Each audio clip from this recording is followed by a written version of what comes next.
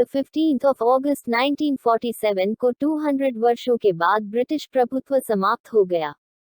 सन 1947 में इसी दिन भारत के निवासियों ने ब्रिटिश शासन से स्वतंत्रता प्राप्त की थी। ये भारत का राष्ट्रीय त्योहार है। अंग्रेजों ने दी 18 जुलाई 1947 को भारतीय स्वतंत्रता अधिनियम लागू किया और यह संपूर्ण अधिनियम भारतीय स्वतंत्रता आंदोलन का कारण बना, जो लंबे समय से सक्रिय था। महात्मा गांधी, भगत सिंह, जवाहरलाल नेहरू, सुभाष चंद्र बोस और अन्य जैसे कई स्वतंत्रता सेनानियों ने हमारी आजादी के लिए लड़ाई लड़ी। हमारे देश के लिए कई वीर सेनानियों ने अपने प्राण न्यौछावर कर दिए।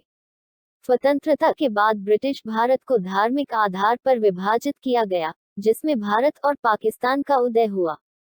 विभाजन के बाद दोनों देशों में हिंसक दंगे भड़क गए और सांप्रदायिक हिंसा की अनेक घटनाएं हुई। विभाजन के कारण मनुष्य जाति के इतिहास में इतनी ज्यादा संख्या में लोगों का विस्थापन कभी नहीं हुआ। ये संख्या तकरीबन 1.45 करोड़ थी।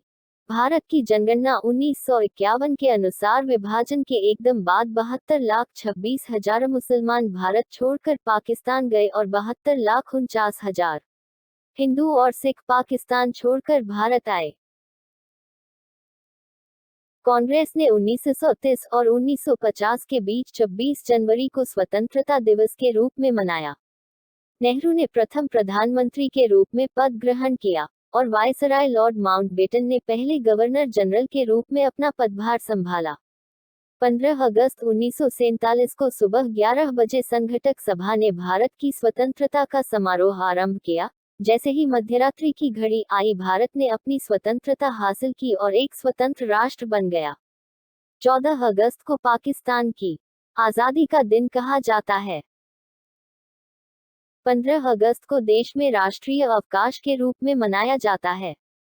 ये दिन विशेष रूप से मुक्ति आंदोलन को आगे बढ़ाने और ब्रिटिश प्रभुत्व से हमारी आजादी को सुरक्षित करने के लिए हमारे योद्धाओं द्वारा किए गए असंख्य बलिदानों की याद दिलाता है।